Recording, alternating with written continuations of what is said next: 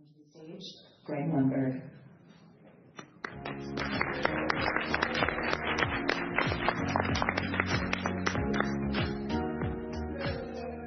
Good morning. I'm Greg Lundberg, Head of Investor Relations for Omnicom. Welcome to our Investor Day. You didn't think you'd ever get one of these. Thank you for taking the time to be here. A little housekeeping before we get started. Please silence your phone. And if you do have to make a call, feel free to step out to the reception area. In the event of an emergency, the venue's personnel will be directing us in the closest exits through the doors that you came into today. A lot of great content today, and we're going to punctuate it with a couple short breaks. And after all the presentations, we're going to have a Q&A session, and we request that you please hold your questions until then. And now for our disclaimer. Certain of the statements made today may constitute forward-looking statements. These represent our present expectations and relevant factors that could cause actual results to differ materially from those that are listed in our SEC filings, including our 2025 Form 10-K.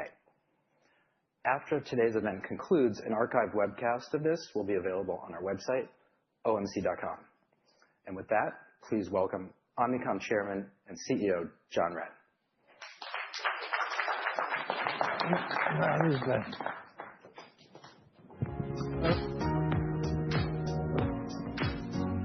Sorry, guys. Can I get my mic? Sorry, guys, I have a bad back, so you just saw a bit of a clumsy move. Welcome. We're really happy that you guys have all made the time to come and to listen to us today. We're really excited to share with you the new Omnicom. Now, in terms of the merger, through all the regulatory people that we had to go through and make sure that they were happy, we probably had 9 months where we were doing pretty serious planning.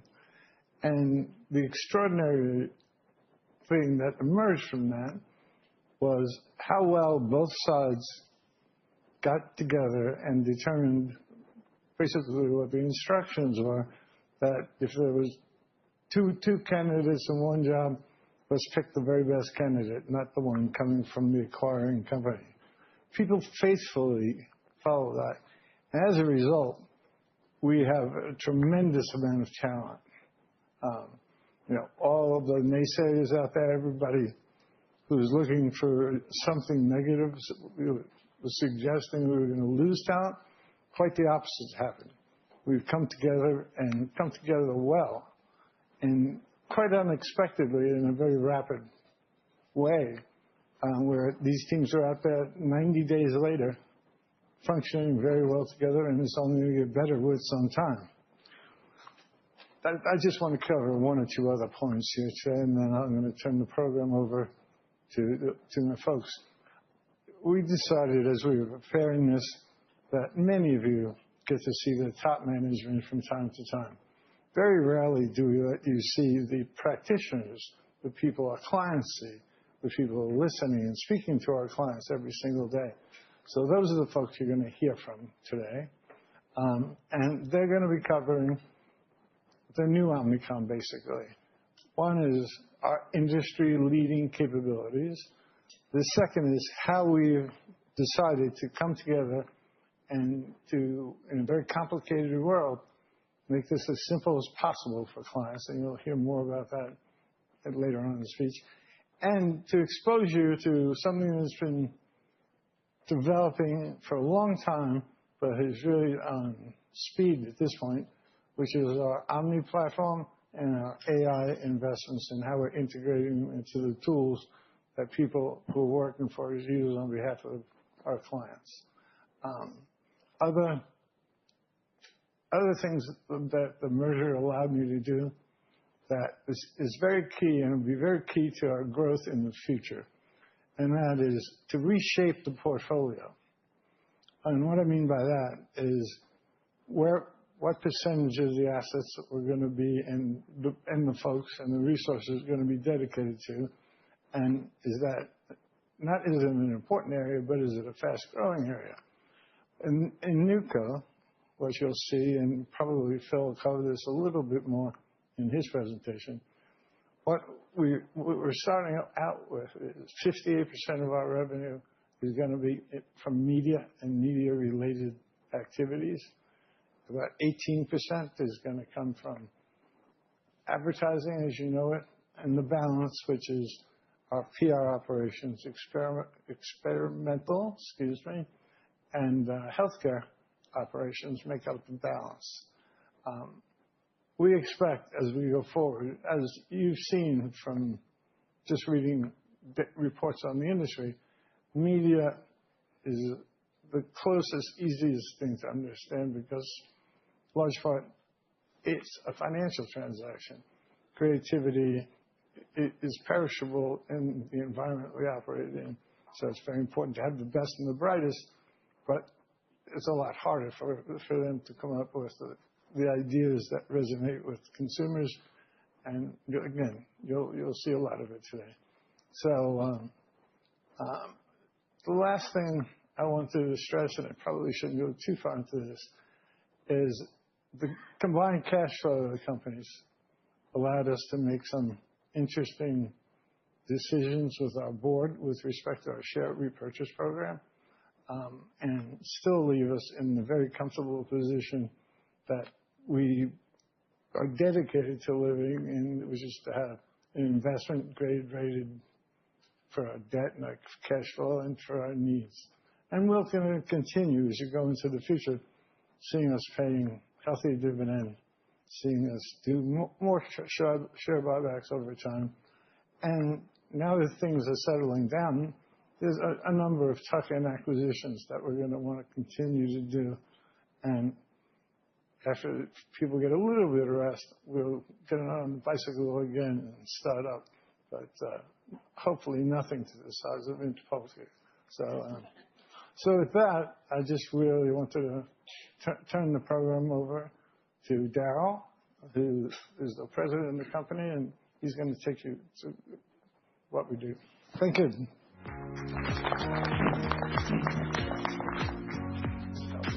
Great. Thank you, John, and good morning to all of you. Thank you for joining us. I'm pleased to be speaking about how the new Omnicom is integrating stronger capabilities and how we've reshaped our business in response to structural shifts in marketing. And those shifts are changing the kind of solutions that clients expect of us. And they're transforming how brands grow, how marketing dollars are invested, and how business value is created. And importantly, they're expanding the role that we as Omnicom play in our clients' businesses, providing new opportunities for more strategic solutions that deliver value to clients while improving the quality and the durability of our revenue model. So over the course of this morning, you're going to hear a very consistent message. Complexity is rising, fragmentation is accelerating, and the winners will be the partners. Those partners who effectively navigate the complexity by uniting superior capabilities together at scale to deliver business growth for clients. And Omnicom is uniquely positioned for clients navigating these structural shifts. Let's take a moment and look at the changes in today's marketing environment.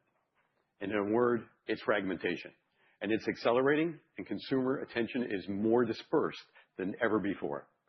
The number of platforms that marketers engage consumers is growing, and each has its own data and its own measurement. Media and commerce systems are disconnected from one another.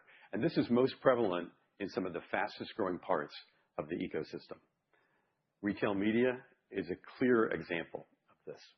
Spending from an industry standpoint is on track to reach $69 billion in the United States alone. Globally, spending is distributed across more than 500 retail networks, each with its own closed data systems, its own buying tools, and its own measurement framework. Connected TV is another. It's more intuitive to all of us, I think. Streaming now approaches half of total U.S. TV viewing, and that consumption is across dozens of ad-supported platforms, including Disney+, Prime, Paramount, Netflix, the list goes on, and with many, many others. Each with different formats, different data signals, and reporting standards. Even Prime Sports, or even Prime Premium Live Sports, I should say, which not so long ago was concentrated amongst a small group of broadcasters. Seems like yesterday that it was, are now distributed across multiple rights holders and streaming services. And then, so the first step is applying the primer, as you can see here. I'm telling you. Then there's the creator economy. Then there's the creator economy. Brands are no longer planning across individual publishers. They're navigating countless individual channels, each with its own engagement model and with its own performance signals. And at the same time, the consumer journey from product discovery to purchase is changing, accelerated by generative AI, as consumers use ChatGPT, Claude, and Gemini, which introduce even more new marketing formats. So the bottom line is, reaching target consumer audiences across platforms has become increasingly complex and costly. The challenges are greater than ever, and the need for a solutions-driven partner with scale, with integrated capabilities, and with the talent to deliver top-line growth is why we're here today. If you're a brand leader, your marketing budgets continue to grow, but your investments in marketing are more disconnected than ever before. You're under pressure to deliver business outcomes in an environment where commerce, data, tech are deeply interconnected, but platforms and closed systems are not. And this changes the value equation, because your brands need performance across all platforms optimized together. And delivering this in today's environment is no small task. It requires an elevated view of identity across the consumer journey. It requires scale and global reach to drive maximum ROI across the whole ecosystem. It requires systems interoperability and the talent and techniques to engage consumers at every touch point with the highest level of effectiveness. As John mentioned, we have fundamentally strengthened Omnicom from an already strong position by combining with Interpublic. We brought together two businesses that are working with the most iconic brands in the world. We now offer this portfolio of clients that you see behind me, as well as new prospects, a broader set of integrated services with greater scale and a deeper bench of talent. We significantly reshaped our portfolio of assets. As John emphasized, approximately 55% of our revenue is now driven by higher growth media, CRM, consulting, other related media services, which are differentiated further by our world-class capabilities across advertising, health, PR, and experiential. We've gained enhanced capacity and capabilities in every region of the world, from LATAM to Europe, the Middle East, Asia, and of course in the US. Our combined portfolio now unlocks greater flexibility and financial wherewithal to make investments in areas that will generate the most growth for Omnicom and for our clients. And this includes investing in new products and services, in our next generation Omni platform, in AI capabilities, all of which expand our market leading position. All right, so now that I've talked about who our clients are, let's talk about what those clients want. And increasingly, they are looking for a strategic partner, one that can navigate a complex environment where individual marketing functions overlap. And in fact, in many organizations, they even compete. Those clients seek a comprehensive solution connecting either all or several of their capabilities, but their objectives remain the same. They want a single-minded focus on growth and on improved marketing ROI. And they want to unite and optimize their communications across capabilities, as opposed to having a plethora of individual point solutions with their own siloed KPIs and measures. In short, they're looking for an agile partner to connect and orchestrate capabilities and drive better business performance. In a recent industry report that actually was issued a couple of weeks ago by an analyst, quote, it was reported, quote, CMOs are now looking to partner for one-stop shops to work with fewer agencies. The driver for this, it went on to say, is that the increasing number of touch points for each consumer is leading to a need for seamless integration of services, making it less efficient to work with more than one agency. Omnicom is exceptionally well positioned to provide that one-stop solution. With the superior strength of our capabilities and our unmatched talent, underpinned by the data through line that unites them and the foundation of our next-gen Omni platform, which you'll be hearing more about. We've shared how our portfolio is weighted to higher growth media. With the acquisition, we've now added more muscle and reach to become the largest buyer of media, representing over $70 billion in billing, according to Convergence. This provides unmatched access to content, access to data on platforms, and to inventory. And since closing the acquisition, we have already won, retained, and expanded substantial scopes of business. Some of them you will have read about in the last 2 or 3 days. But importantly, we've also added Acxiom, an invaluable strategic asset that provides outstanding identity solutions across every capability and every touch point. And this combination of media and data assets gets the attention of clients and publishers alike, furthering what was already a strong competitive position for Omnicom.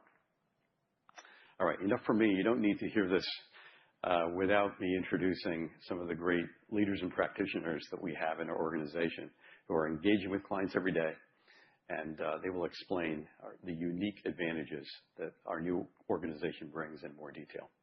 First, you're going to hear from George Manis about our unmatched position in data and identity. Then Ellen Griffin will review our leadership in media, discussing how we leverage our data and identity solutions to drive advanced media outcomes. Then Deepti Prakash will talk about how we organize the world's most awarded creative teams, undisputed leadership in that area, to deliver personalized content at scale. You'll hear from Jansen Bridges on how we're helping clients modernize their organizations through our enterprise transformation consultancy. And bringing all this together, building and operating integrated client solutions requires more than just some of the united capabilities I've talked about. It requires the leadership and culture to make it happen.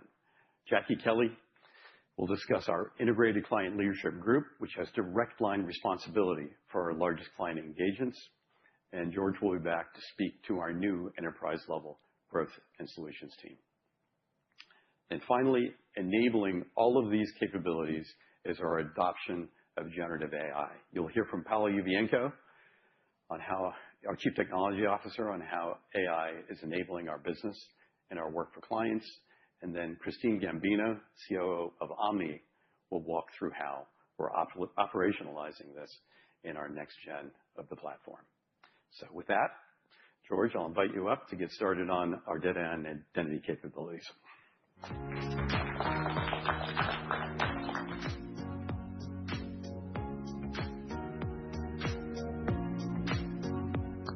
Thank you, Daryl.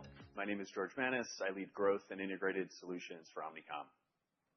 I'll explain to you how the integration of Acxiom has strengthened our data and identity foundation, and how that capability allows us to connect media, commerce, culture, and customer data to drive growth for our clients and for Omnicom. In today's marketing ecosystem, the most valuable capability is the ability to connect marketing investment directly to real consumer behavior. Identity is what makes that possible. With the integration of Interpublic and Acxiom's Real ID, Omnicom now operates one of the most scaled and trusted identity frameworks in the world, allowing us to connect media exposure, commerce transactions, and customer data across platforms and channels. Now, Omnicom has been investing in data capabilities for decades. We operationalized that strategy with the launch of the original Omni platform in 2018.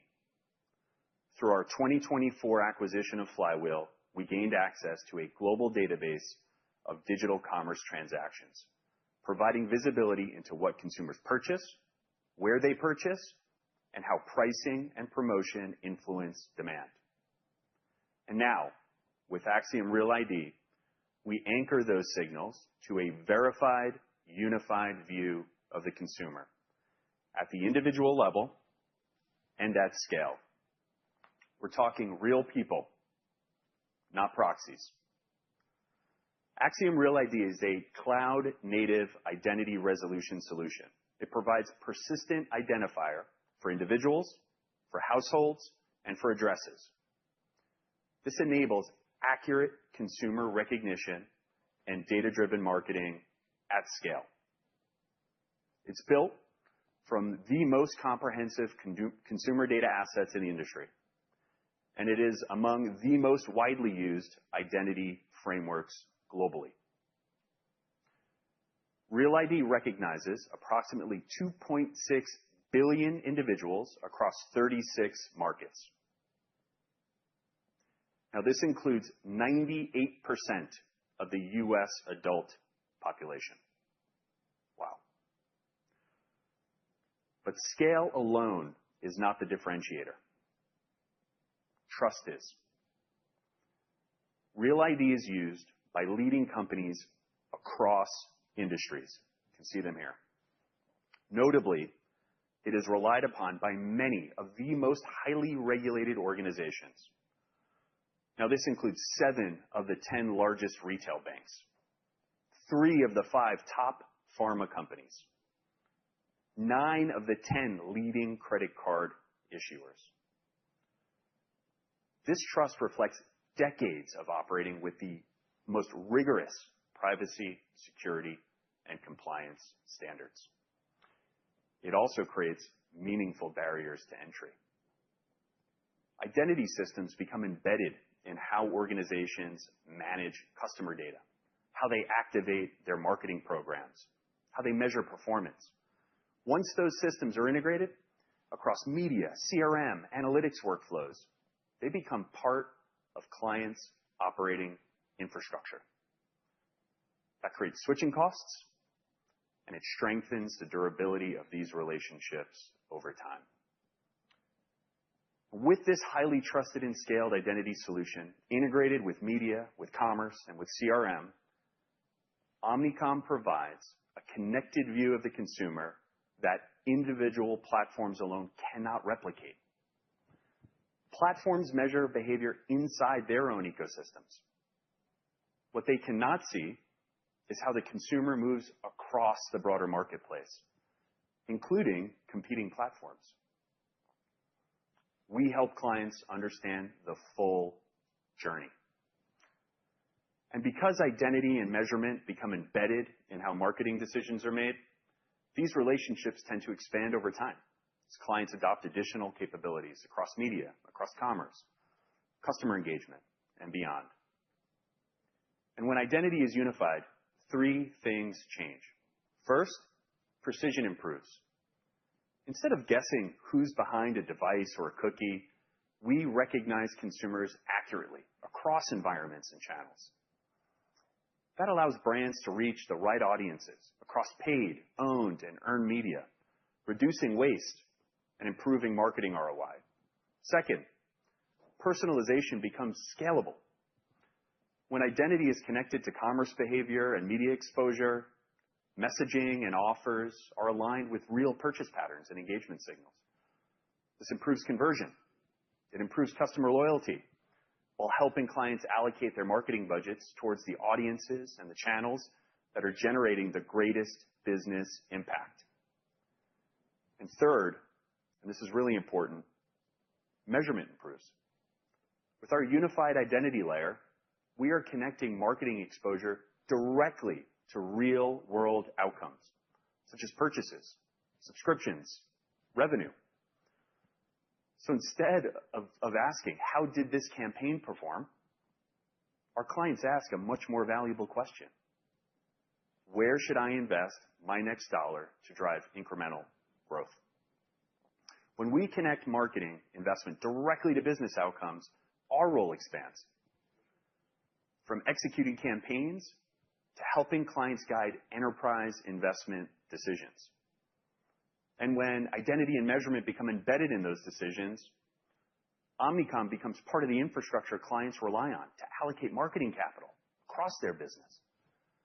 The bottom line, by combining a trusted identity framework with our broad set of marketing signals, Omnicom provides a more connected view of the consumer journey across platforms and channels. This proprietary asset allows us to help clients deploy marketing capital more effectively while building deeper, longer-term relationships. Now, in the 3 months since the acquisition closed, identity-enabled solutions are already supporting a growing share of our largest integrated client engagements and contributing to client retention, scope expansion, and those new business wins that Daryl referenced earlier. With that foundation in place, Ellen's going to now explain how data and identity further strengthen our media offer and turn our scale into influence.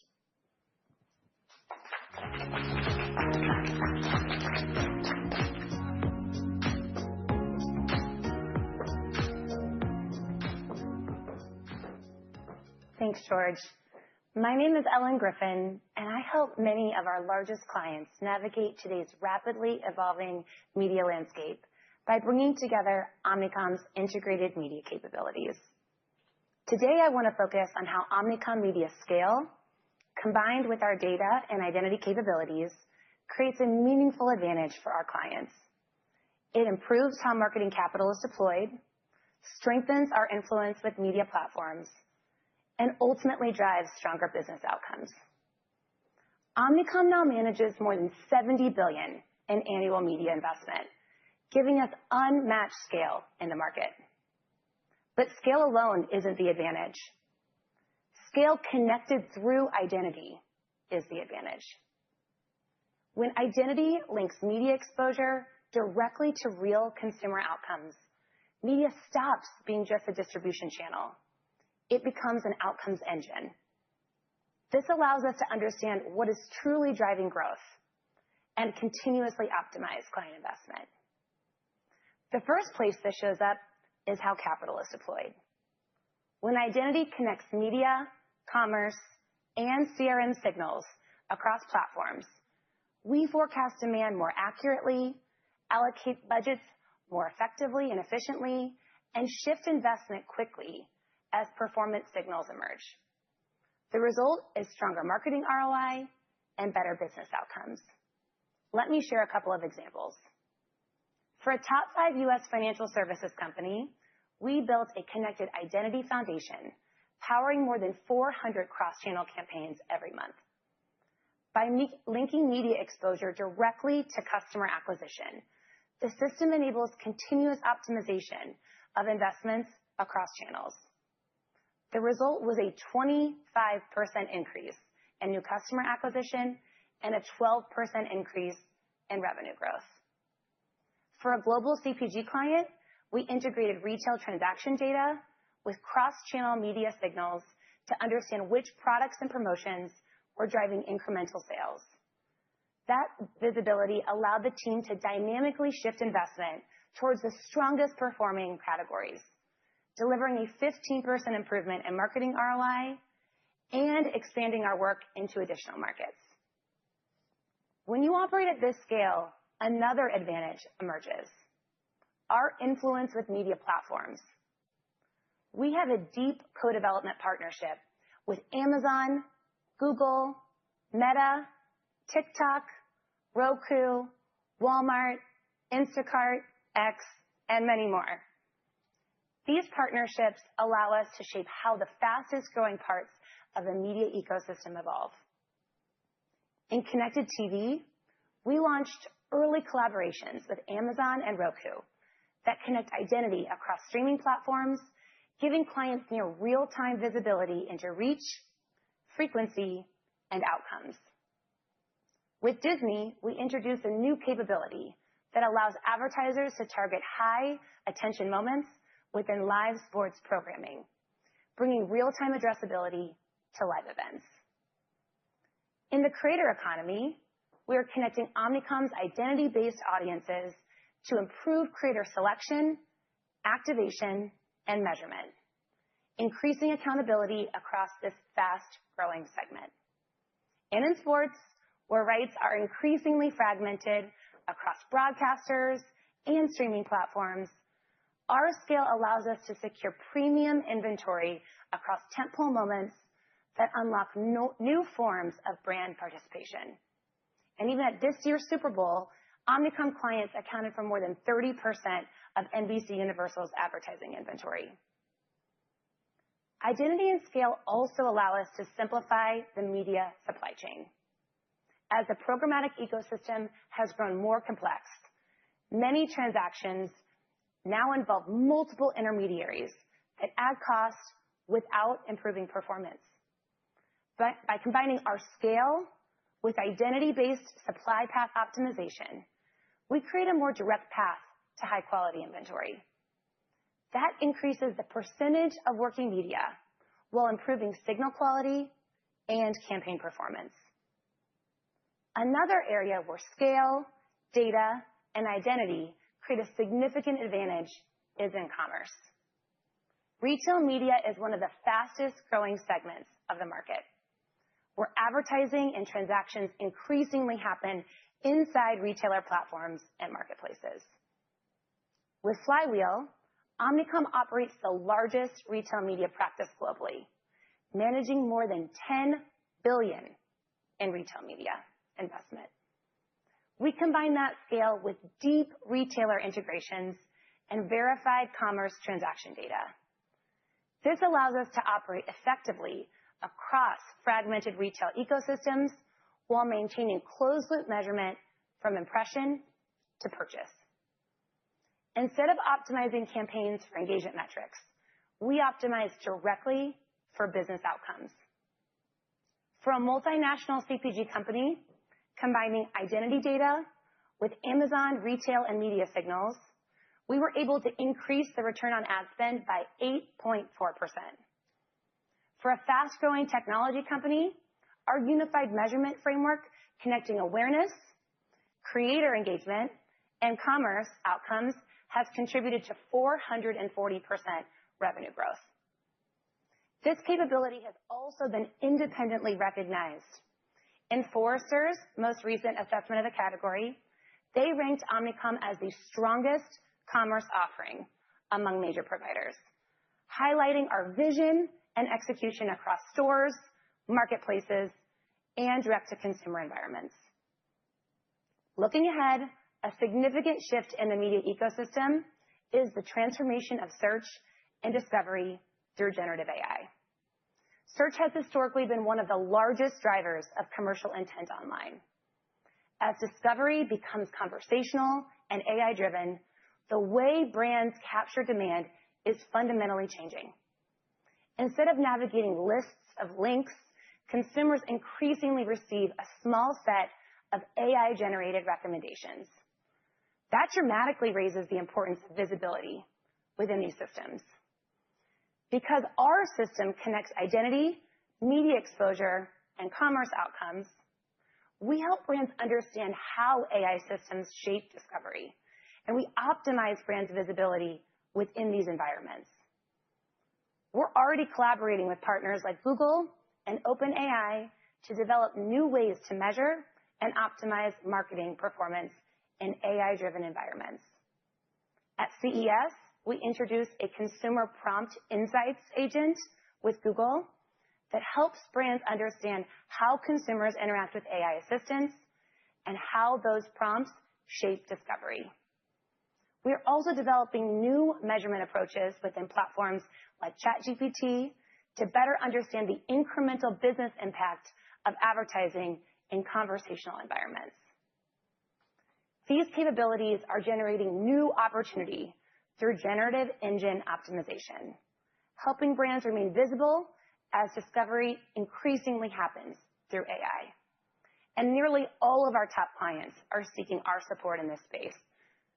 For example, a leading global technology company turned to Omnicom to strengthen its visibility in AI-driven discovery. We delivered a comprehensive solution combining technical audits, content optimization, and LLM response leading to a 10-point increase in visibility during their peak sales event. Solutions like this are only possible because of the integration across our system. Our media model combines unmatched market leverage with proprietary data and identity to create a powerful platform for growth. But succeeding in this environment requires creative ideas and content that breaks through the clutter and that can travel across an increasingly complex media ecosystem. And that's where Deepti comes in.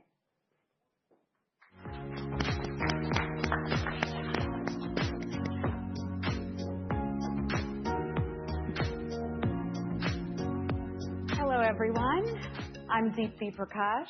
My focus is on ensuring that we create distinctive content and experiences for clients by integrating our data, identity, and Omni platform with our creative and content production capabilities. And Ellen's right. To win in today's media environment, brands not only need more content than ever, they also need creativity that cuts through the noise. Essentially, the system is only as good as the creative that fuels it. And the new Omnicom has deep capabilities to create distinctive content and optimize it for clients across every channel and market. It starts with creating more of the right content across an expanding media landscape. Now, reach and tailored content at scale are not enough because there is more content than ever before.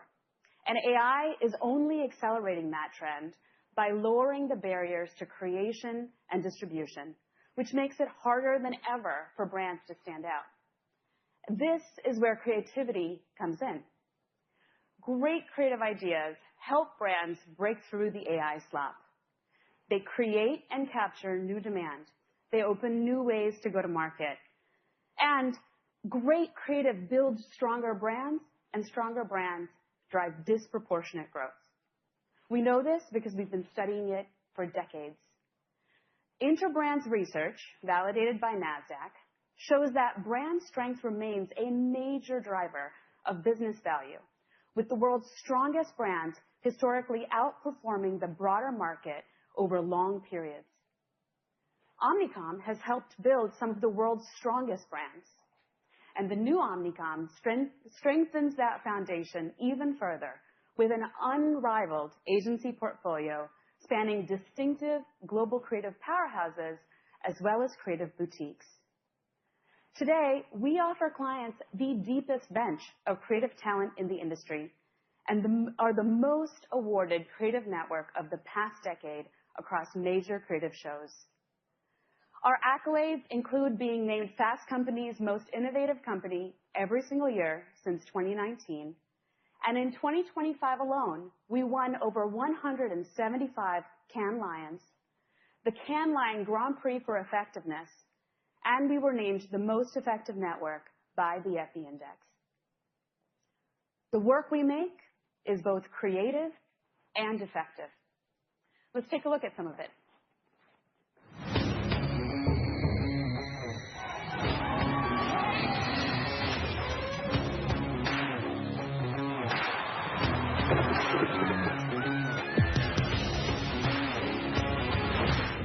The best brands don't just reach people.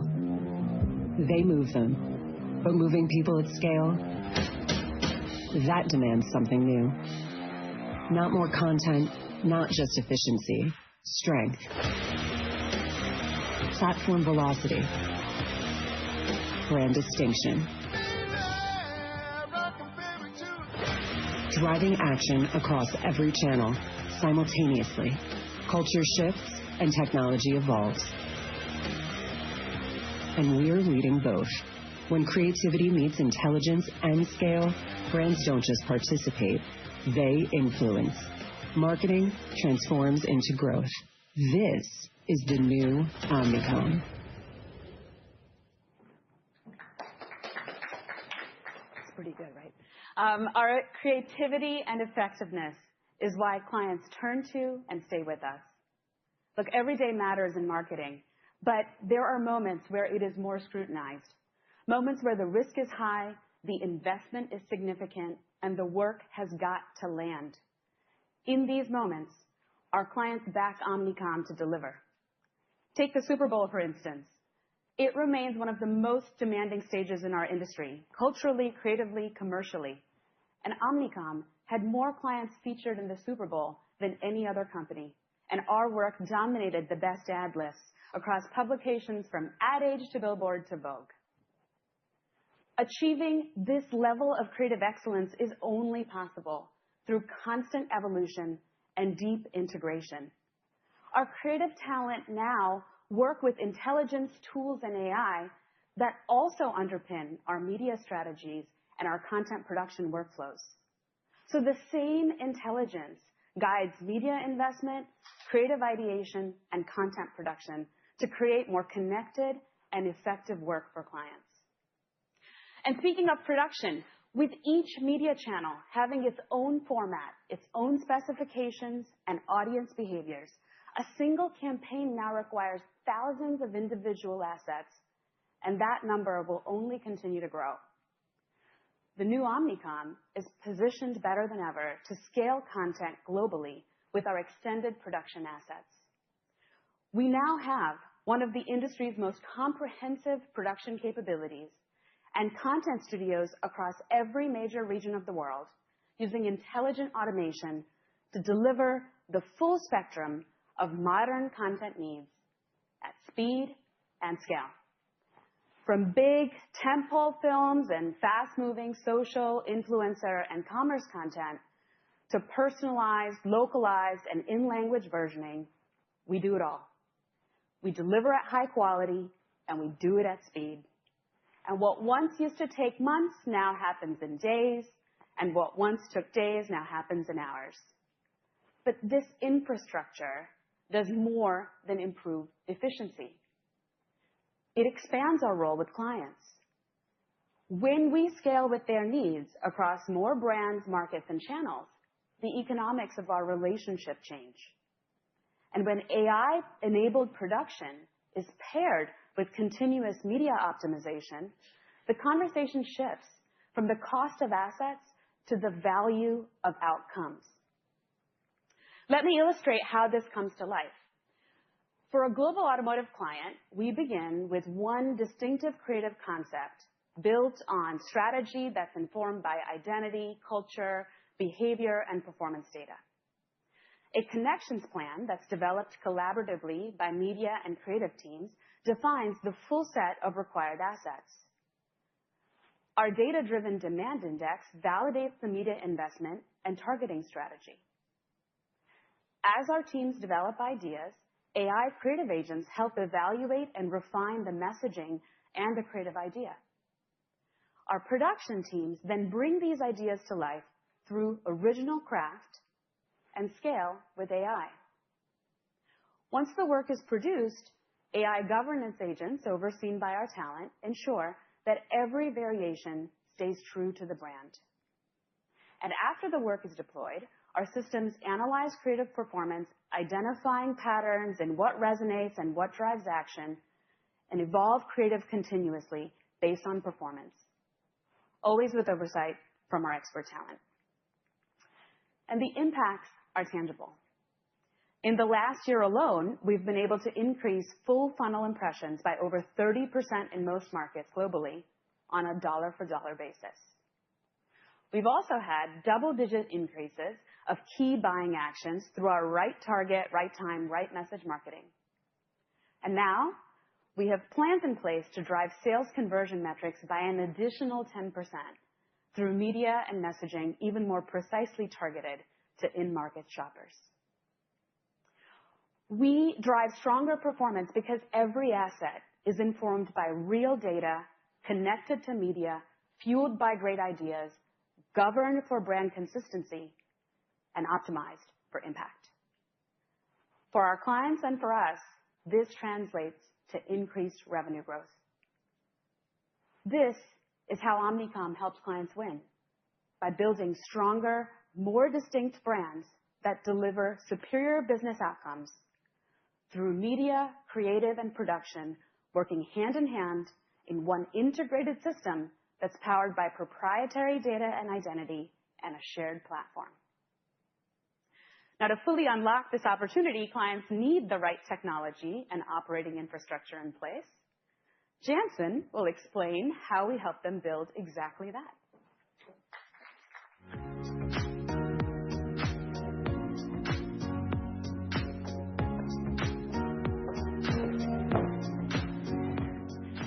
Thank you, Deepti. I'm Jansen Bridges, and I joined Omnicom in December to accelerate the growth of our enterprise transformation consultancy. George, Ellen, and Deepti have described how we connect data and identity, media, creative, and content to deliver superior experiences and outcomes for clients. I'm here to explain how Omnicom's integrated approach to driving growth is actually implemented inside our clients' businesses, how strategy becomes operating reality. Built on the foundation of Credera, which Omnicom acquired in 2018, our enterprise transformation consultancy is comprised of more than 3,000 management and technology consultants globally. Today, we are recognized for our high quality of talent and scale in future-facing capabilities, while also embracing a modern, AI-first, value-based delivery model for our clients. Skilled, scaled, and optimized to stay responsive to technology and trends that can help our clients transform better, faster, and sustainably. And while our consultants and our client-centric delivery model are core to powering our growth, so are our alliance partnerships. We are doubling down this year and going forward on our partnership with Adobe and AWS, as well as continuing to invest in emerging partnerships that will help our clients thrive in the market. And in the current market, as we all know, and as you've heard many times today, enterprise executives are being challenged to drive more revenue growth more efficiently than ever, while consumers are demanding greater privacy, more personalization, greater ease of transacting and purchasing. These are delicate, complex, and necessary tensions to balance. Our clients come to us when their traditional ways of working aren't striking that balance to deliver growth. They come to us when they realize the hundreds of marketing tools and applications they have at their disposal aren't actually driving creativity and productivity. They come to us wanting to understand marketing agents.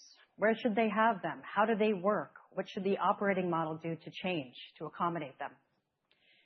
They come to us recognizing that they don't have the data foundation in place to even start the AI journey. Simply, they come to us to help them bridge the gap between transformation ambition and execution.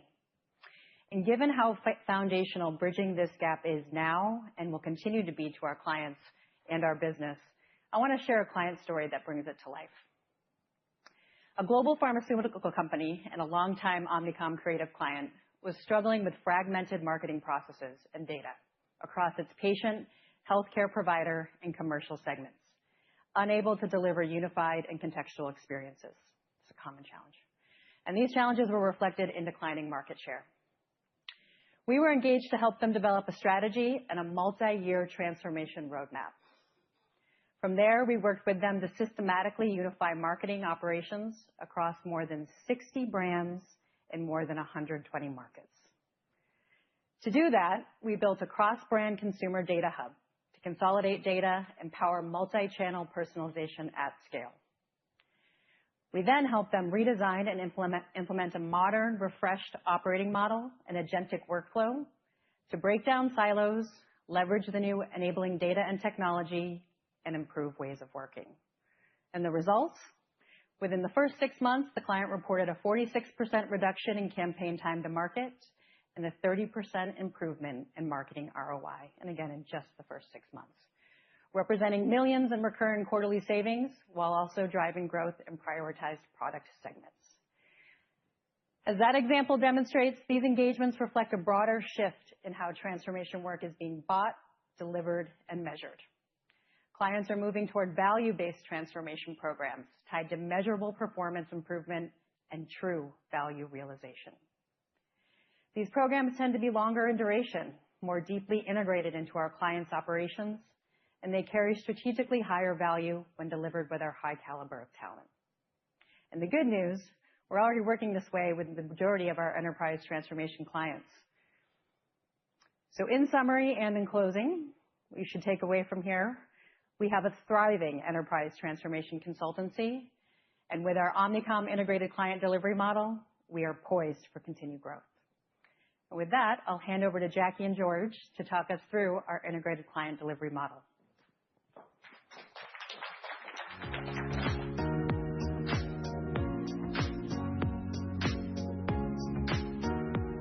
Thank you, Jansen. I am Jackie Kelly, and I have the privilege to work across our entire customer base and client base, as well as to work with our integrated client leaders. I help to ensure seamless integration across all capabilities, delivering united solutions for these clients. As you've heard this morning, we have significantly strengthened our offering in the areas that matter most to these clients. Individually, these capabilities are powerful. Together, they are the engine that drives compounding growth. With our proprietary data and identity, we know consumers better than anyone. This is at the heart of how we deliver insights and connectivity that drives growth for our clients. It's the through line that connects media to content and creation, transforming reach into relevance. A critical part of that opportunity lies in how we operationalize this integrated model. Let's take a look at how this came to life for BMW, where we built a solution across creative, media, CRM performance, digital, and social.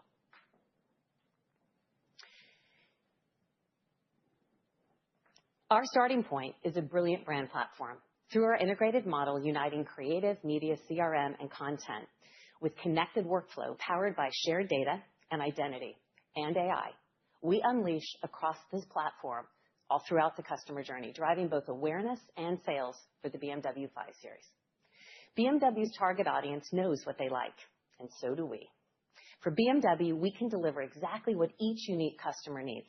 It starts with connecting BMW's first-party data across this high-fidelity identity spine to reach the valued audience and enrich the understanding with this extensive data. From there, we build detailed audience segments and subgroups based on demographics, behaviors, interests, values, and purchase propensity. We then validate these audience portraits with real survey data, achieving up to 90% accuracy compared to actual BMW buyers. This gives us deeper insight into individualized end-to-end consumer journeys and optimal media plan allocations that reveal the most high-impact touchpoints along the way. The shared intelligence connects media, content production, personalization, ensuring we are delivering relevance and impact across the entire customer journey, from paid media to CRM, website development, and well beyond. At every step, performance and data provides right back into the continuous feedback loop to make sure we're optimizing across all of these touch points. And personalization goes far beyond advertising. Using advanced 3D production capabilities, we create more relevant vehicle experiences at an individual level, enhancing and helping move customers through this purchase journey. With connected capabilities leading data and identity solutions and AI-powered workflows, our teams are moving faster, more efficiently, and with greater precision. When we do this well, the benefits are mutual. Better results for our clients, greater share of wallet for Omnicom, and more durable growth for both. We know this model works. We've been operating integrated approaches across many of our clients for years, in some cases, decades. What's different now is an enterprise-level focus that is made stronger by truly connected capabilities, which you've heard about this morning, and a client list that brings, in many ways, demands the need for this greater integration of services. We have fundamentally changed the client leadership group from a service and delivery organization to a strategic growth partner to our clients. Our integrated client leads are accountable for client growth. They're experts in their clients' businesses, serving as a strategic advisor, a collaborator, and responsible for the orchestration across the full breadth of our capabilities. These leaders oversee unified teams operating with connected workflows and shared data identity and AI, the foundation that truly enables these integrated solutions. We are investing in our client leadership to provide this level of orchestration. This supports the client expectation that Daryl started with this morning. Our clients want fewer partners solving much bigger problems. We have all the expertise across the areas that matter most to our clients, and our ambidextrous client leaders will help harness this with the agility and ease that maximizes value. George will now talk about how we bring the same integrated approach to market.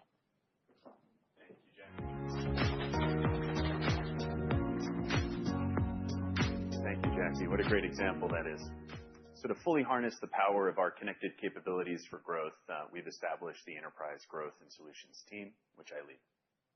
We partner closely with our client leaders and business development team to design integrated solutions that address our clients' most critical growth challenges.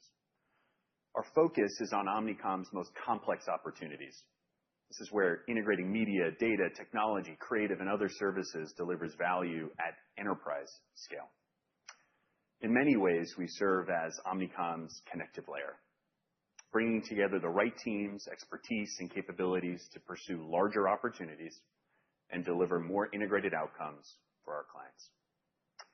We also lead the strategy and development of new enterprise solutions, creating differentiated offerings that drive new growth, keep us ahead of a rapidly evolving marketplace and those evolving client needs. Our AI capabilities and our next-generation Omni platform are fundamental to this model, enabling us to move faster, to operate with more scale, and to connect teams through shared data and identity.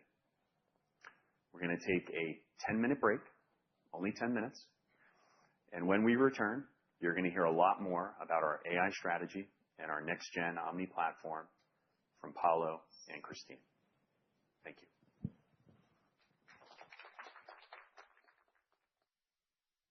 That's you, Paolo, because you're next. All right.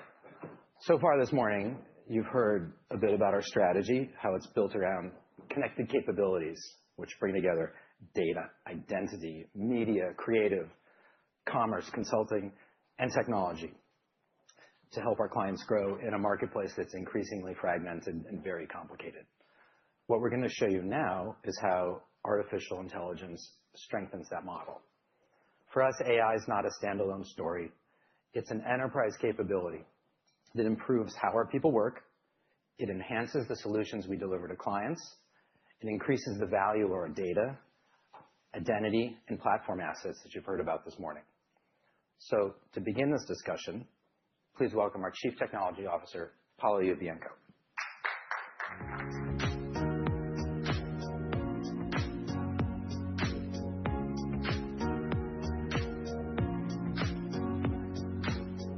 Hello, I'm Paolo Yuvienco. I drive how we build and scale technology across our business. So part of my role is focused on strategically accelerating our use of AI, from developing our strategy and frameworks to building community for adoption and knowledge sharing, and from establishing relationships with the frontier and foundational model providers to building solutions for clients in partnership with our expert practitioners. So before the break, you heard our leaders talk about AI across every facet of our capabilities. What I'm going to share with you is Omnicom's overall AI vision and strategy, and how we're using artificial intelligence to accelerate our business and ultimately drive growth for our clients and Omnicom. How we're moving from tools to agents, from generation to orchestration. So let me set the context.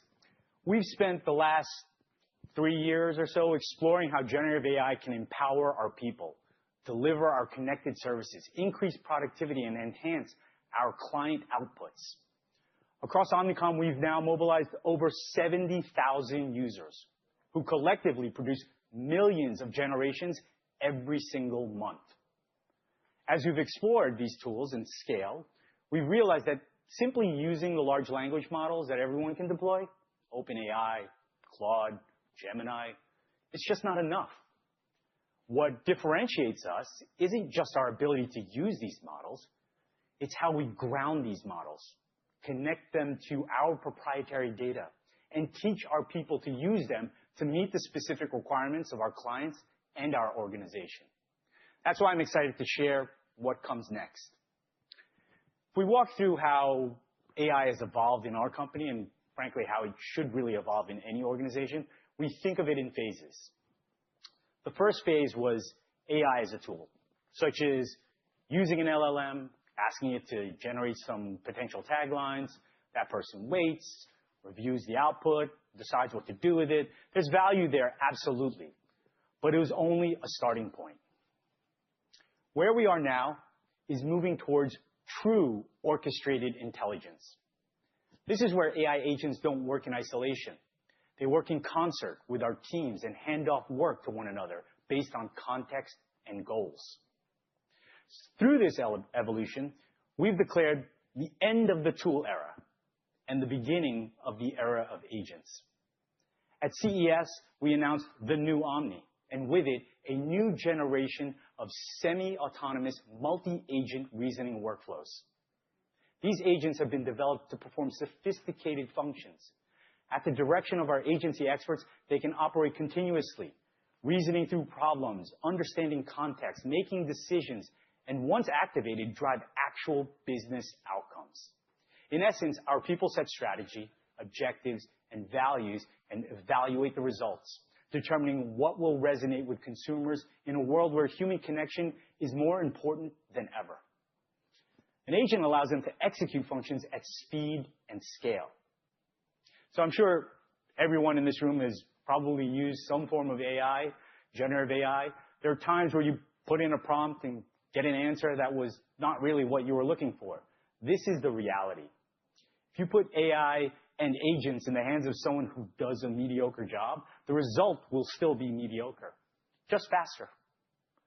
But if you put AI and agents in the hands of an expert, now all of a sudden, we get expert results exponentially faster.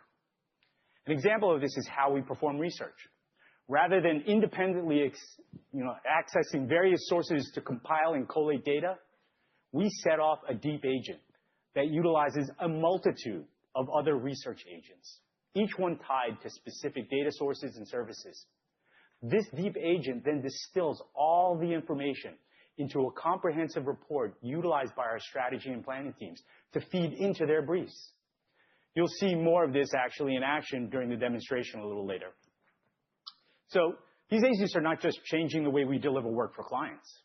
They have started to deliver internal efficiencies for our back office functions, including finance, HR, and more. For example, our finance team has implemented an agent that handles high-volume administrative requests involving establishing and maintaining client relationships. Paperwork like W-9s, vendor setup forms, tax forms, CODs, the list goes on. Previously handled by email, the agent has not only saved time for our finance functions, but also improved the workflows of our sales and customer service teams. Now, here's the hard truth. Generative AI without accurate data results in unreliable outcomes. At Omnicom, we're ensuring that what goes into our AI is the world's most elite data set. This is why the Interpublic acquisition was so strategically attractive. As George mentioned earlier, with Axiom, one of the world's most sophisticated data companies, we're integrating that data infrastructure directly into our ecosystem. Specifically, we've integrated Axiom's Real ID, the world's most comprehensive consumer identity graph, into Omni, marrying it with Flywheel's purchase data and Omni's existing data sets, including our proprietary cultural and behavioral intelligence. So let me give you a specific example of why this data advantage matters so profoundly. Traditionally, generative AI is trained on, for the most part, internet data, which means it's trained on what people have written about on the internet.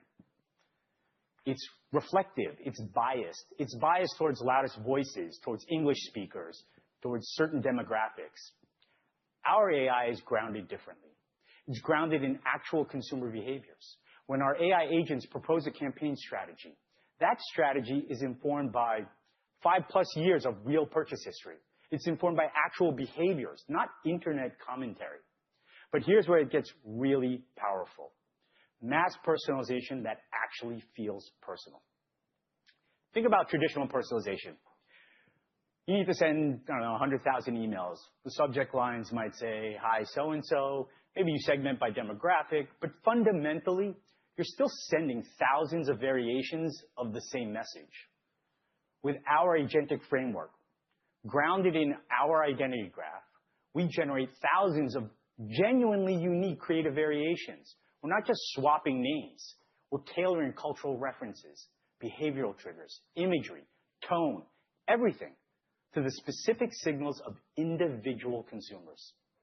This is mass personalization that actually achieves what mass personalization always promised but could never deliver before.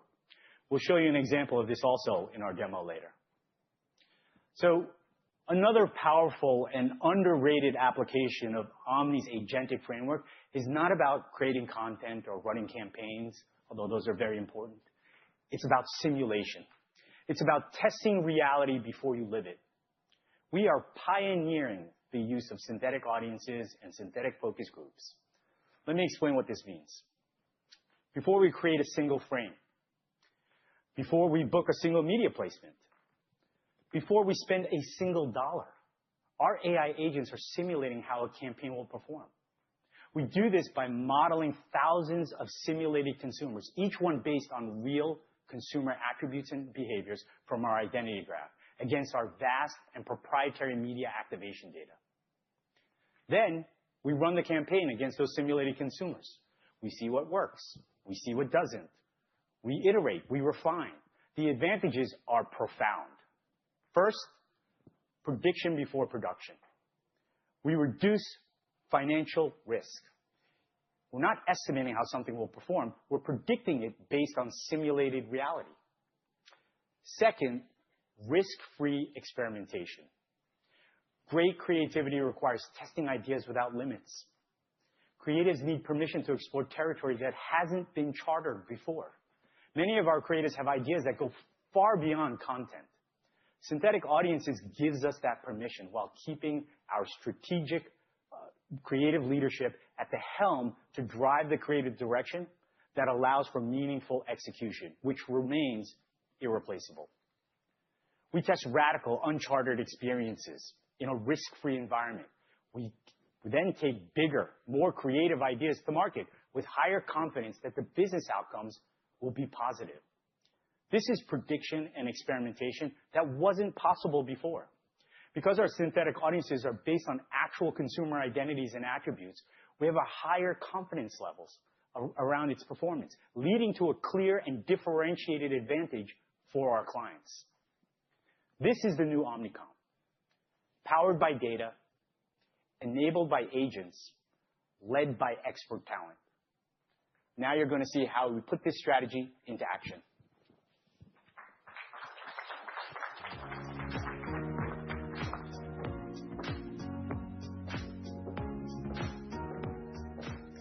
Hello, I'm Christine Gambino, and I oversee the product strategy for Omni, our next generation marketing and sales intelligence platform. This is truly an exciting time. We have the ability in this evolving space of AI that Paulo just discussed, combined with the power of the Interpublic acquisition to create real change.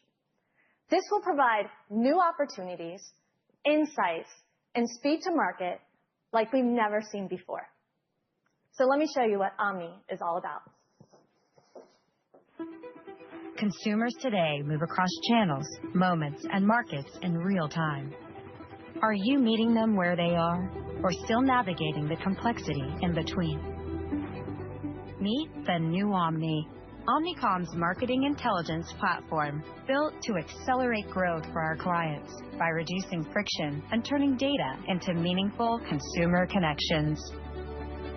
Powered by Omnicom's proprietary identity, Axiom Real ID, Omni connects 2.6 billion verified consumer identities with hundreds of cultural, media, and commerce signals. This gives you the industry's most comprehensive privacy-first view of people across channels and markets, along with the confidence to make smarter decisions, measure what matters, and drive real business outcomes. Omni is open and interoperable by design, working with the technology you already use. But that's not all. Omni embeds intelligence across the entire workflow, using agentic AI to automate routine tasks, surface opportunities, and continually optimize performance and operational efficiency. Omni's AI agents work alongside our teams and yours. From insight generation and audience recommendation to creative development and accelerated production. From activation across media, commerce, and creators, to planning, budget allocation, and bill pay. All within defined guardrails led by human expertise. Omni AI learns, adapts, and sharpens judgment, allowing intelligence and imagination to move as one. Success can be found in one connected platform, embracing complexity, turning insights into action, and every action into growth. That's the power of Omni.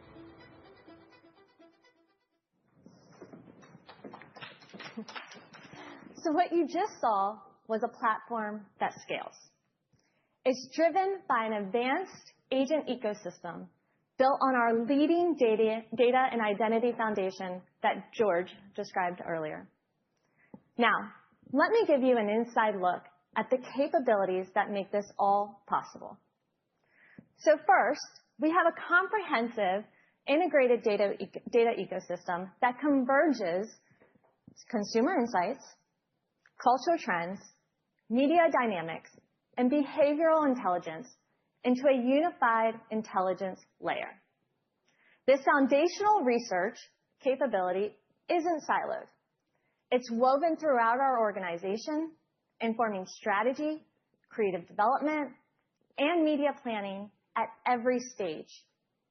Whether strategists are identifying market opportunities, creatives are developing compelling narratives, or media teams are optimizing channel performance, they have immediate access to rich insights. Omni ensures that every decision from concept to execution is informed by a complete understanding of consumer intent, cultural relevance, and media opportunity, creating consistency and precision across all marketing initiatives. So second, synthetic audiences, which you heard Paulo describe a minute ago, unlocks testing capabilities by leveraging actual audience data, enabling brands to validate campaign strategies, creative approaches, and targeting hypotheses with confidence. Rather than relying on theoretical models or speculative assumptions, synthetic audience tests are grounded in real behavior patterns and demographic insights, eliminating guesswork and ensuring that strategic decisions are informed by authentic data-backed evidence. So third, you have our generative AI that amplifies expert creativity by transforming our data and intelligence into actionable insights. Our expert teams develop concepts, test ideas, and scale campaigns with AI-powered precision. We directly connect concepts to audience definitions and channel requirements, ensuring production is never theoretical. Instead, every asset is engineered for specific outcomes and channels. So fourth, our advanced bidding transforms years of marketing intelligence and proprietary machine learning models into performance optimization. We're operationalizing years of insights and predictive models that reflect how Omnicom uniquely approaches marketing, competitive advantages built through continuous learning and partnerships. This proprietary intelligence layer is activated through Omni, enabling bidding systems to dynamically balance reach, frequency, and outcome-driven performance goals. Rather than relying on generic algorithms, our automation harnesses Omnicom's institutional knowledge and proven methodologies, ensuring that every media dollar deployed reflects the collective intelligence of our organization.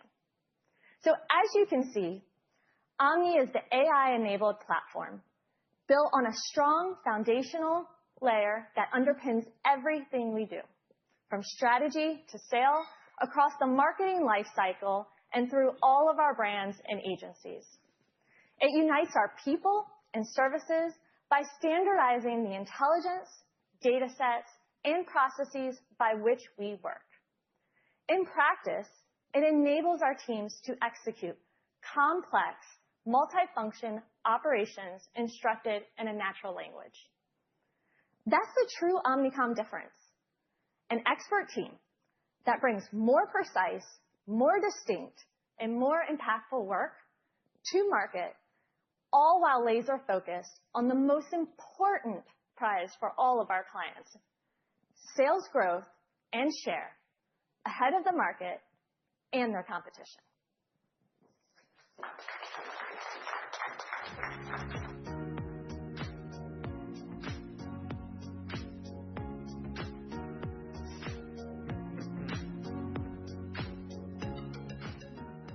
Good morning, and thank you.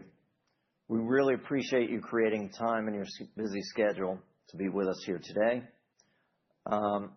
You just heard a lot about Omnicom's strategy, what we do for our clients, and what drives our business now. We'll also focus on what will drive our business and our growth into the future. And I'm going to talk about how this translates to our future financial performance. The acquisition of Interpublic was truly transformative, enhancing the combined business and allowing us to optimize the new Omnicom for future growth.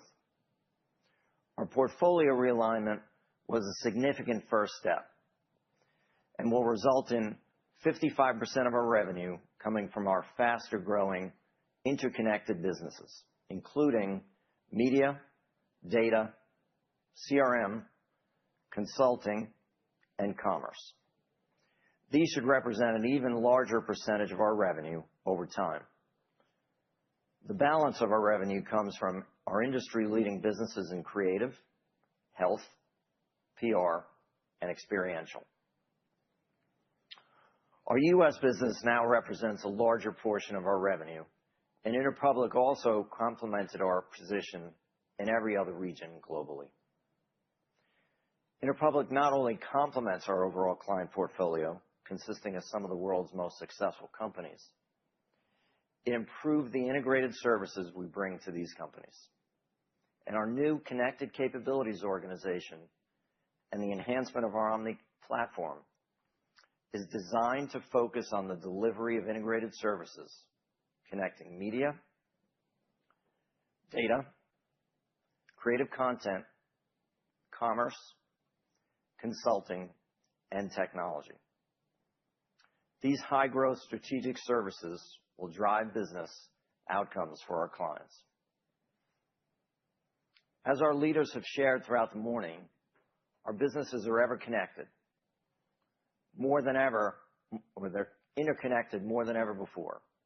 And our efforts across these areas are enabling us to move forward as a company with a clear mission: to help our clients drive enterprise growth in this new era of marketing.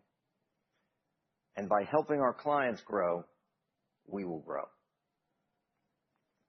More specifically, regarding the full year 2026, included in our investor presentation in February, the combined Omnicom and Interpublic revenue was $26.3 billion for the 12 months ended September 30th, 2025. This was the last 12-month period that each company reported standalone results.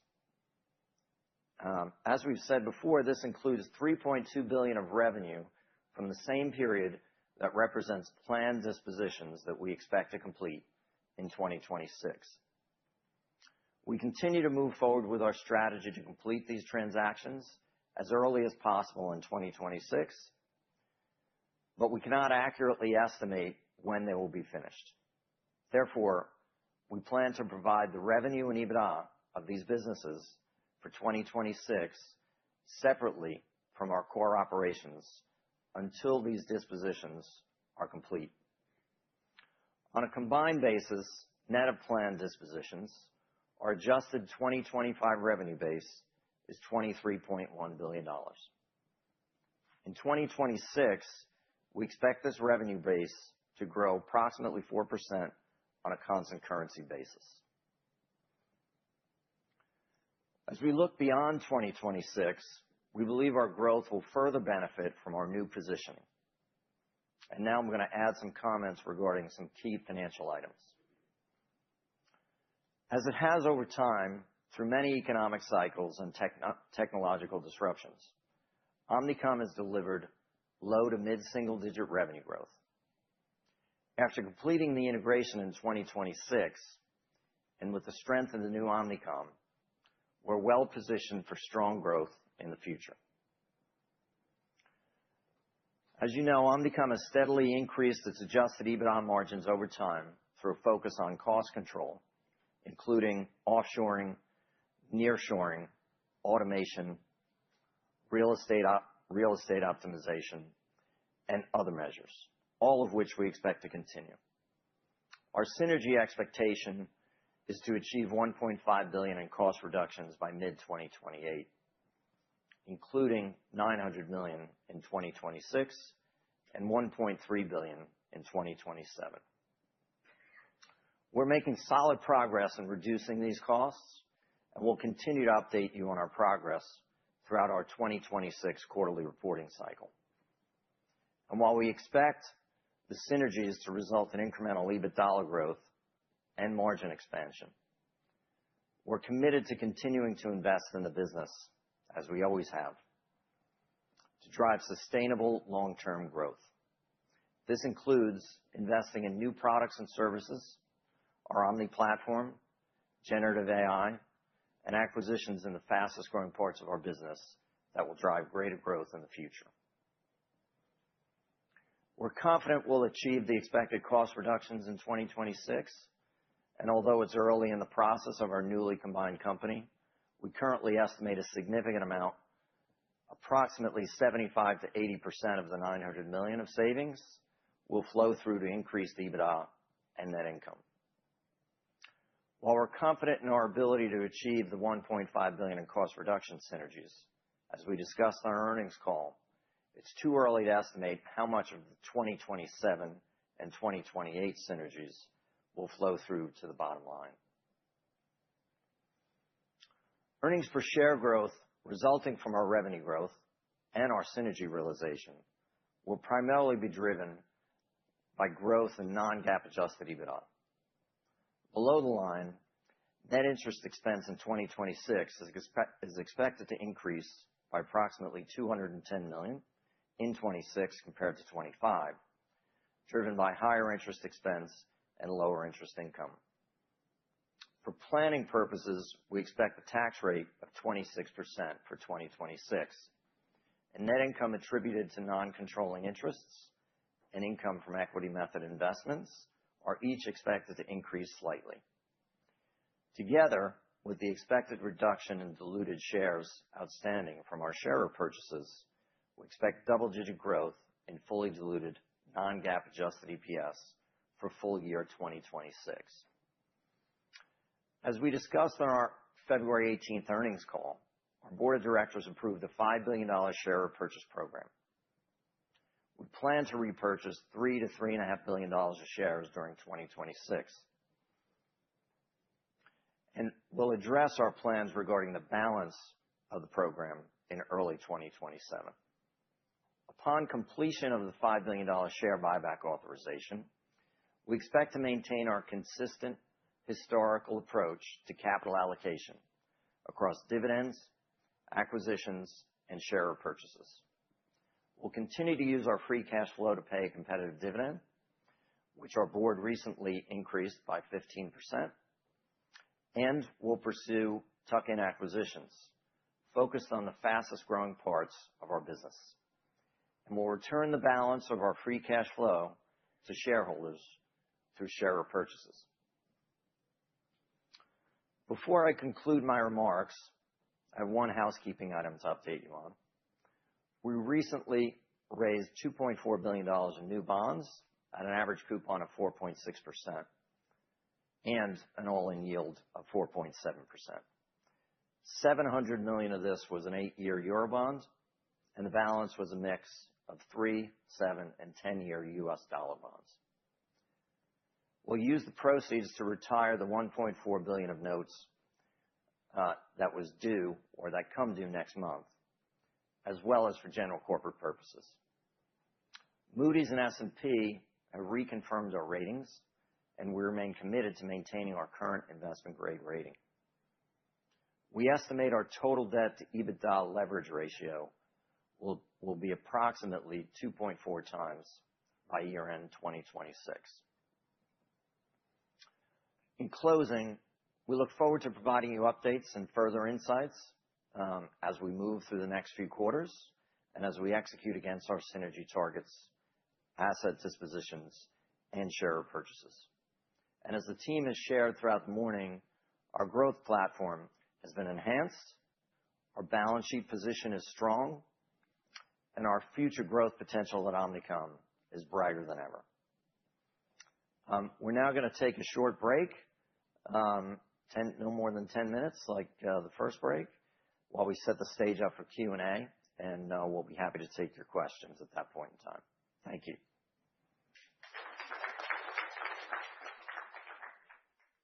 Back. For the Q&A session with us here on stage are, we have in order here, Daryl, John, Phil, Philippe, and Paulo. If you have questions, raise your hand, and I'll direct a mic your way. And we ask, for the sake of the transcript, to please state your name and your firm before you ask your question. And with that, let's begin. Stephen, saw it first.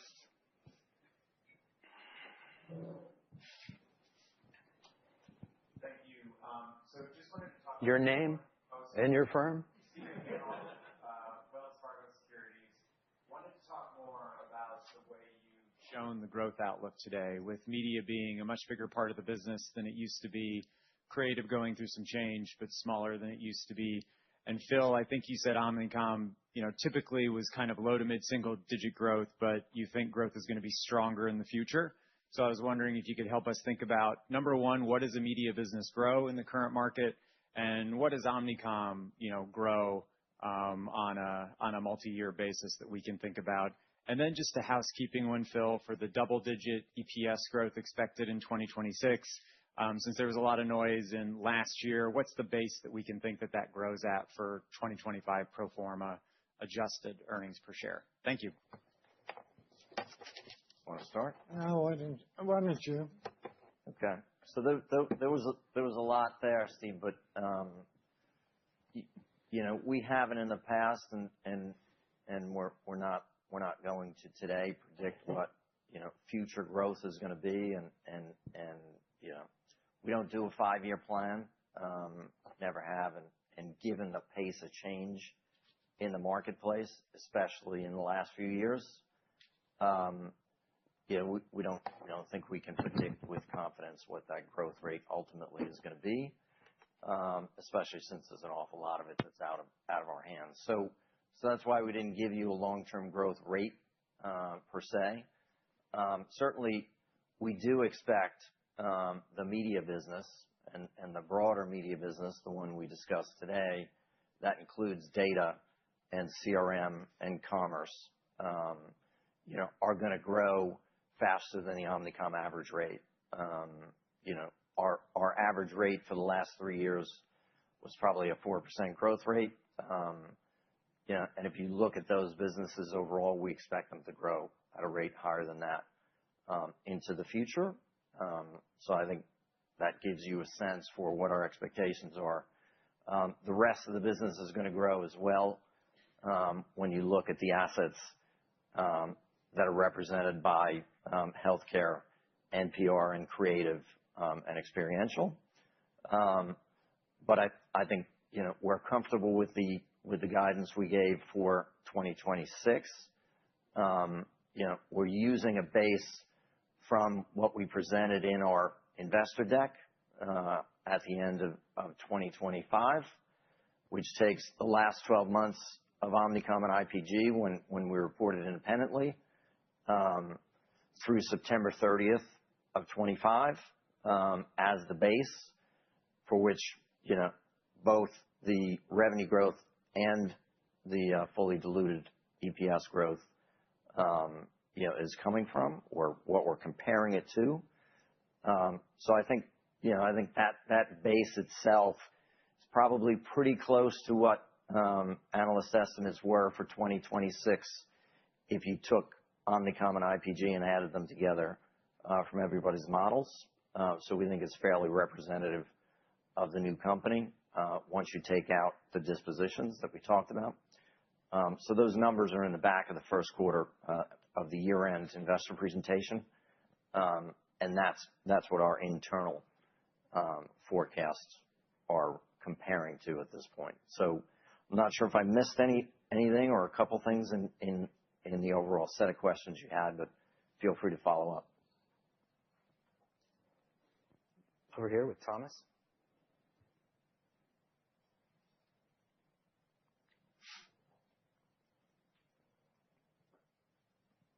Thanks so much. Thomas Yeh at Morgan Stanley. You gave us some color, I think, on just the incremental desire to reinvest some of the cost synergies that you're extracting this year. Can you maybe just expand a little bit on that in terms of what you're looking into and what avenues you're really focused on in the near term to put money back in to the business for? John, you talked at the outset about retaining the best people in both organizations. Are you confident that just in terms of any of the disruption from the restructuring that we're past that in terms of any concerns that clients might have regarding just, I think, a lot of the change that's happening at the organization? Thank you. Sure. I'm comfortable that we're able to deal with any disruptions which might come up as a result of the deal going through. We've been together for 90 days.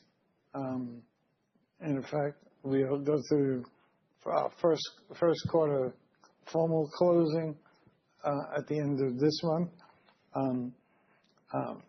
In the middle, there's something like a little war that has been declared. Like every other year in my past 30 years, there will be disruptions and changes that pop up from time to time, and we've always confidently been able to work our way through it. I think the further you get away from the closing, which was right before Thanksgiving, people now own their businesses. The leaders to run those businesses have been selected. They haven't all had the opportunity to work together yet, but we've got Jackie and George in key positions to grow our existing accounts of businesses and to aggressively go out and create new opportunities with the team and with the platform and all the investments we've made. Yes, different things will come up, but I think all the original speculation that because of the regulatory period being the length it was, that we were going to lose significant talent and as a result lose business. Neither of those two things happened. Nothing out of the ordinary really happened during the 9 months that it took us to get the final approval. With respect to the investments, I think to the first part of the question, certainly it's no different than what Omnicom has dealt with and how we've approached it over the years. We're always focused on making sure we continue to invest in the future growth of the business. I think a lot of what we're investing in is exactly what you saw today. The businesses, the people, and everything that goes with that. The Omni platform, generative AI, and how it fits in and around the Omni platform and beyond. Certainly the data component of the business and how we integrate that further into what you saw today, both the platform itself and all the rest of the connected capabilities accessing that data and the platform. The faster growth areas of the business are going to get the most attention and the most investment, but we're not going to overlook the rest of the portfolio, which has operated quite well over the years, and we expect good things from into the future. I think that feeds into the people equation as well, because we've got some great talent talent that I think the purpose of this meeting, one of the purposes, was to give you access to the people who are really driving the business and behind the scenes. We couldn't bring everybody with us today, but certainly we're confident in the talent that we have, and we expect great things in the future. But as far as investments go, the primary focus areas are going to be the ones you saw today. And as John had mentioned in his opening remarks, we're certainly going to be looking for some tuck-in acquisitions, et cetera, as we always have. But we certainly have had plenty to do, and we'll still have plenty to do in the coming months before we fully get back into acquisition mode. Okay, in the front. Sorry, I saw Jason first. Jason Bazinet at Citi. So for better or worse, organic growth is a key street metric that people use. And I think, it's not just your company, not even your sector. Broad brushstroke, the street has just decided to shoot first and assume that AI is this big negative and compress multiples across a number of companies. My question is very simple.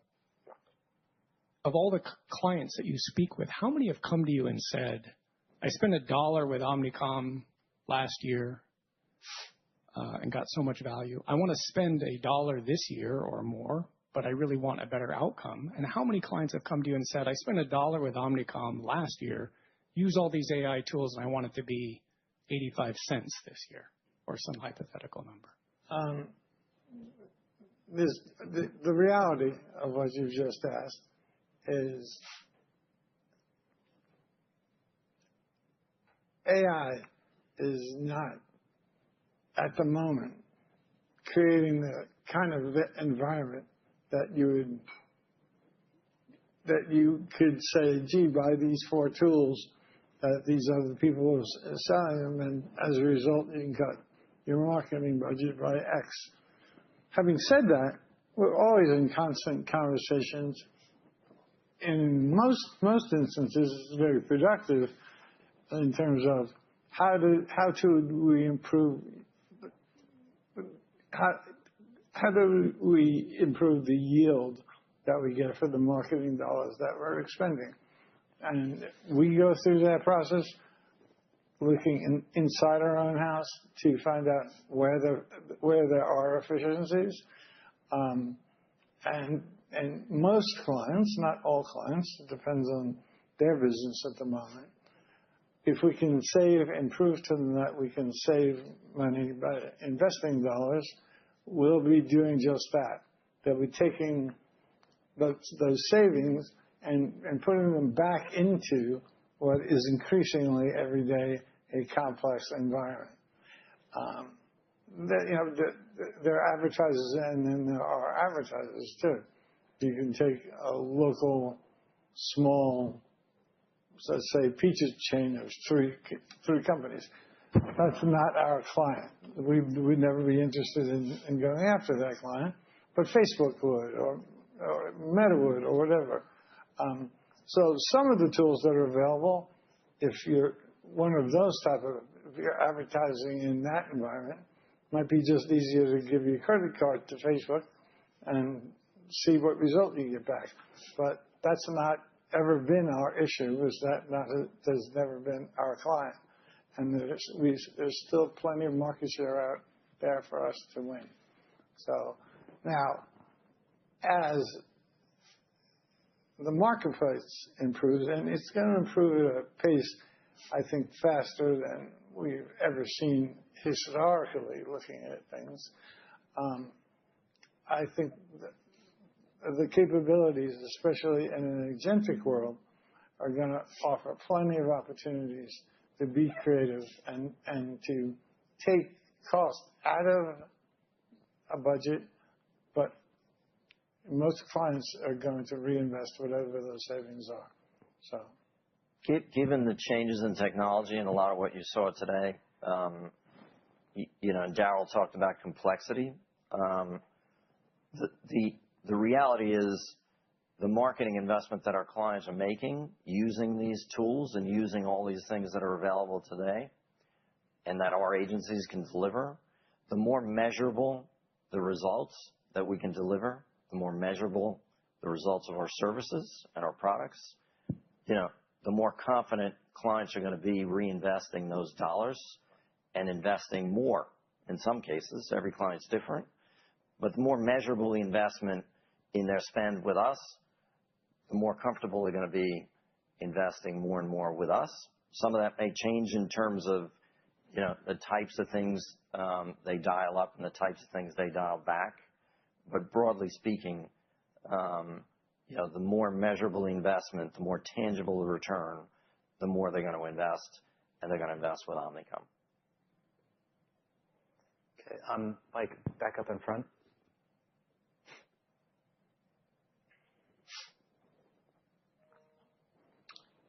Is there any way to kill half of these lights? The Klieg lights? I mean, it'd be great if I could see you. Julian there in the front. Face, but hey, I can see it's not Julian. It's actually Adrien from Bank of America, Adrien de Saint-Hilaire.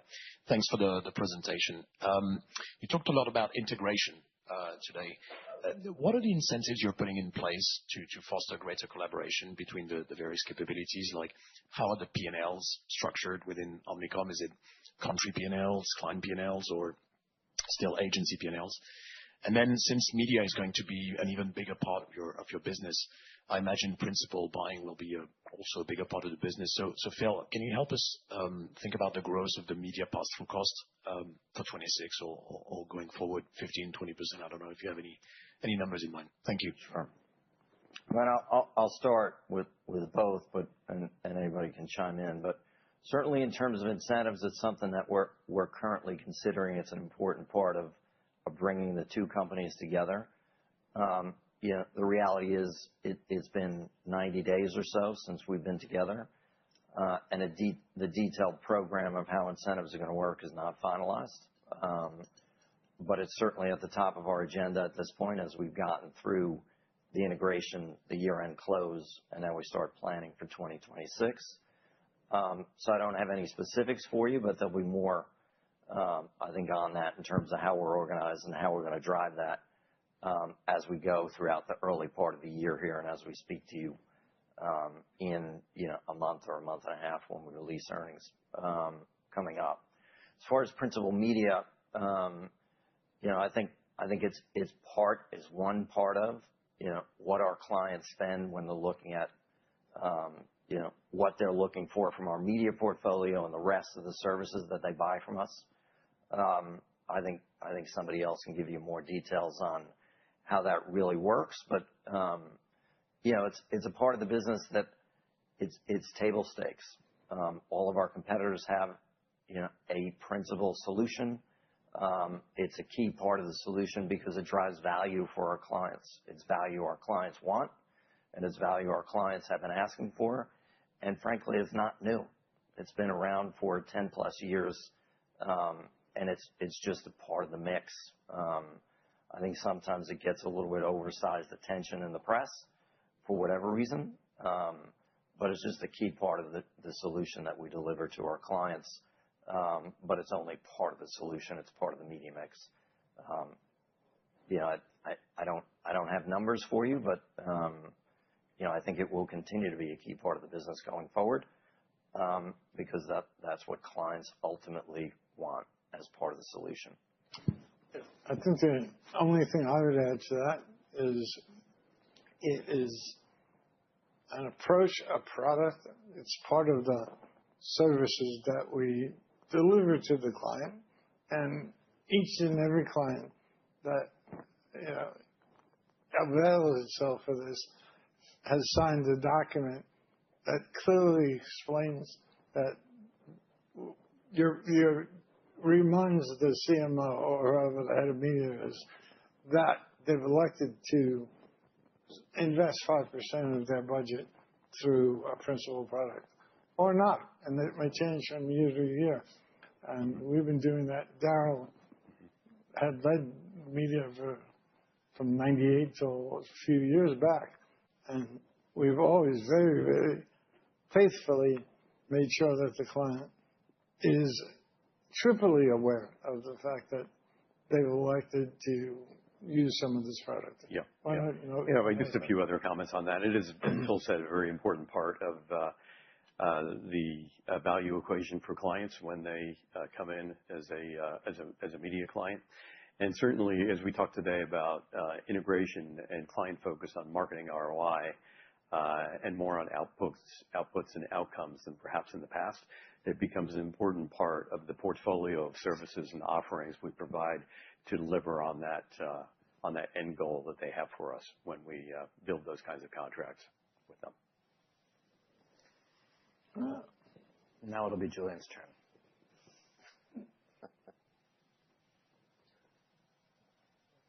Another Franglish. It's Julien Roch with Barclays. On the new breakdown of revenue, 55 media, 18 advertising, and 27 the rest, could you tell us what you put in the 55 of media on a qualitative basis? So there's obviously pure media, but I think you probably put commerce and Flywheel. Is production in there?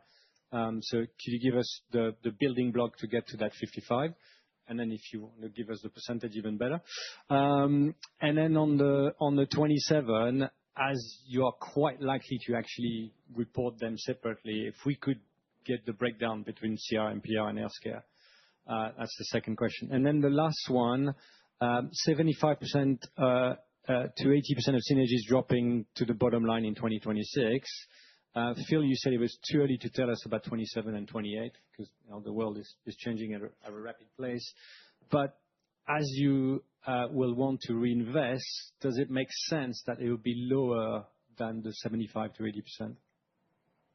So there's a lot there, and you didn't disappoint in terms of your love of the details for sure. So thank you for that. Yeah. Wait.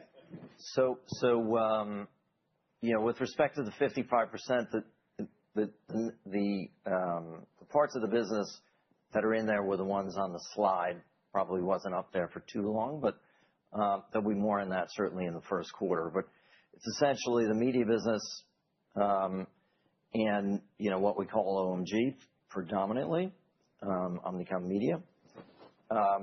In addition to that, it has the data business, the commerce business, our transformation consulting business, and there is I'd say, a relatively small portion of our production business, Omnicom Production, is in that component of the business as well because it's integrated as in the platform. So all of the things that you heard about today certainly were a focus item. Many of those are included in that Media Plus category, if you will. We haven't given it a new name, but maybe we will by the time we get to the end of the first quarter, and we'll get back to you on that. With respect to 27 and 28, and then you can remind me about the question you had in the middle. With respect to 27 and 28, I think it really is too early to tell. There's a long way between now and 2027. Certainly, we've got details and detailed plans of what represents our 2026 expected synergies. We also have details that relate to 27 and 28. Not as much detail on 27 and 28 because it is quite a ways away. But there's just too many other things that could impact those numbers. We are confident that when we get to 27 and we get to 28, we will get the additional costs out because there are detailed plans. Some of those, for example, relate to real estate benefits continuing to accrue in the out years, et cetera. Those are more known, but there's an awful lot of other things that we are gonna have to see what comes when we get to 27. And at the appropriate time, we'll give you more detail as it relates to the out years. Thank you. And the missing question was the breakdown of the 27 between CRM, PR, and healthcare. Yeah. So I think the difference between us and some others is we We have provided that information in the past. I think you'd expect the numbers that you're going to see or that you would estimate when it comes to PR and healthcare and experiential, et cetera. The percentage of the business hasn't changed dramatically when you combine Omnicom and IPG. Our percentage of revenue that's healthcare business, or what we refer to as Omnicom Health now, probably came up about 1% or so, maybe 1.5% in terms of the overall Omnicom mix, because IPG's percentage was probably a little more weighted than ours in healthcare. PR is pretty consistent. We both had significant PR franchises. We're very happy about how they've come together. There's still a lot of work to be done in that area, and a lot of growth opportunity in the future in that area. But the percentage of revenue is probably very similar. And even with the disposition of Jack Morton, which was in the experiential numbers from IPG, our experiential percentage of the total Omnicom is probably in and around a similar percentage as we've reported in the past. I think health and PR are probably in the neighborhood of 9 to 11%. I don't recall the exact percentages, but I think it was 10.2. And there you go. I'm an idiot, so when it comes to numbers, but Phil's right. If you use, I think one is 10.2 and the other is probably 10.6 and 7. And balance is experiential and probably branding. Yeah. So, to Phil's point, historically, Omnicom standing by itself, those two businesses would have been the approximate same percentage as they are for the new combined company. We appreciate you didn't ask about the quarters and the percentages by quarter. But I can let you know. Tim, over here. See, the trick is to raise your hand right when they're finishing speaking, and I'll see you right away. You're calling whoever raised their hand first, so I got my hand up first that time. It's Tim Nolan from SSR. I've got a couple of bigger picture questions, if I could. One of your presentations, you mentioned supply path optimization. And so my question is, how do you see, now that you have Acxiom and Flywheel data and the whole Omni platform, you're doing principal buying, which you have for some time. My question, I guess, is how do you see the ad transaction, the media supply path evolving over time now that you've got much more ability to handle a lot of these processes yourself? That's the first question. Maybe I'll ask the second question after that. You want to take a shot at that, Darryl? Yeah, sure. I think that when we talk about the connectivity of the data from Flywheel and for Acxiom, particularly connected into media, but beyond media into advertising as well, what we're talking about is indeed a better full view of the supply system that connects directly with individual client needs. And that gives us a much stronger view of what we need to go to market with in terms of both extracting data from platforms, accessing inventory pools from platforms, and getting specific content. So clearly, we're going to have a better clearer inventory graph with that kind of data built into our overall investment and commercial strategy from a media standpoint. I think I would leave my comments at that in terms of. I can add something maybe.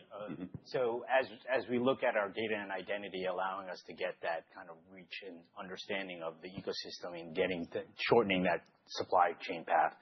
The other thing that we're doing is actually exploring more agentic media buying. So, we're spearheading things like AdCP, which is the protocol around agentic media buying. We're also looking at things like AdCom as another protocol.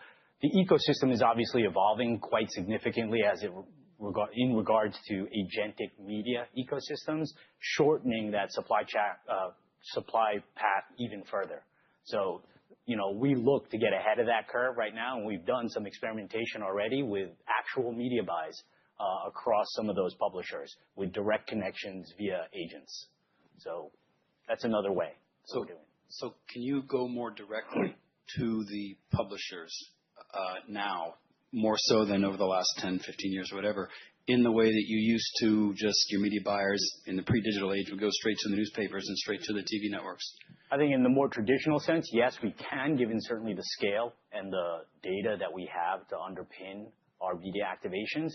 But with the future of media buying and moving more towards agentic, it's actually going to be a mixed ecosystem from my perspective, where we're going sometimes direct to the media suppliers, sometimes we're going through other providers that are aggregating media inventory. So it will depend, and it will, we will take the shortest path for our clients to optimize their working media dollars. During the media presentation, I think what you heard, which is key to your question, Tim, is given the line of sight we now have and the place we play in the ecosystem, what that allows us to do is, whether it's from an influence point of view or, as Daryl was saying, it's all in the service of outcomes and value for clients. So as a partner, we're now much more front foot in terms of allowing them to unlock all of the value, regardless of where those flows are, whether you're buying it agentically, whether you're coming at it with, as John was saying, a principal solution. I just think that it was one of the, if you think about all of the data sets that are coming together and then the market presence that we have and how that allows us to shape the landscape, that's one of the real, powerful positions to be sitting in. Thanks. My second question is, in another one of your presentations, you were talking about kind of a shift in pricing models toward more output-based pricing. And given how much the industry has been changing and how much AI brings more change to the business, I just wonder what output-based pricing might look like for Omnicom. I think it's still early days, and at the moment it depends on the client as well. There are certain clients that are interested in and are experimenting and/or pushing real change in those areas, and we're working with them, and that's happening more and more every day. And frankly, when you go back to the measurability point from earlier, the more measurable the spend is, the results of the spend, the more comfortable clients are going to be investing and investing more. But there are still clients, certainly, that are focused on, they've got big procurement organizations. They're not ready to leave the current model and move on to a totally different model. They're going to experiment more before they're willing to go that extra yard and change the compensation model. And you need to be flexible enough to do both. And this transition is going to happen over some time. And certainly, many of us on the stage have been through this, while we've been here at Omnicom or IPG in Philippe's case, and we've seen these changes happen in the past. And we're going to change dynamically with it. I think there isn't going to be a start date and a stop date, and client contracts are going to change all at once. I think it's going to change over time, and we're happy to work in the new model. And for the clients that don't want to transition yet, we're happy to continue with things the way they are. If I could just add that, I totally agree with Phil. I mean, during my career, I've seen it go from commissions, which we loved, because all you had to do was spend money for us to make money. Then it went to fee for service. We still have a few commission clients, believe it or not, but we are, it is very early days. We'd be very comfortable if we can come to an agreed target for some kind of a deliverable, however you want to define success. And that requires some thought, some knowledge, both on the client side and on our side, as to what are the goals and objectives we're trying to solve for. And then we're certainly prepared to put skin in the game, and there's always a state of the environment where there's some kind of small test going on in one place or another. So I think it is going to take I would just add, I think those, there's their intermediate output measures that in areas, as Phil was saying, are more measurable and trackable, have been developing for some time in certain parts of the business. And in those areas, those businesses have actually performed very well with those kinds of arrangements with clients, again, in the more measurable parts of the business, like media. David, over here. David Karnovsky, JP Morgan. So you've been out in the market with the combined and new offering for a few months. It'd just be great to kind of hear what the reaction and RFPs have been, read through to new business. And then, you highlighted an integrated model. I'm kind of curious what the buy-in from clients has been on that. Do you expect this to become more the norm and a shift away from what we saw in the past, where clients would separate media, creative, even within creative, separate that amongst brands? Thank you. Jackie, you want to? Go ahead. Please. Please give her. Bring the mic over. Thank you. The way I would think about that is I think that clients want the best solution, no matter where that exists. And we're fortunate in the quality of our capability across all the service lines that we've talked about. So I think our job is now knitting that together so there's no value lost as we begin to integrate that capability.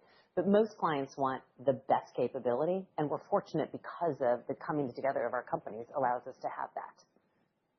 Does that answer your question?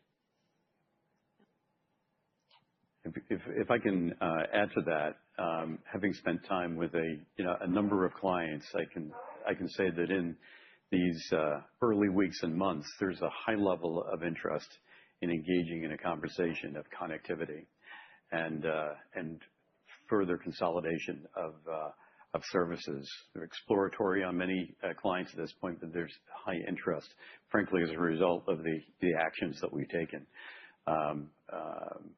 in the business.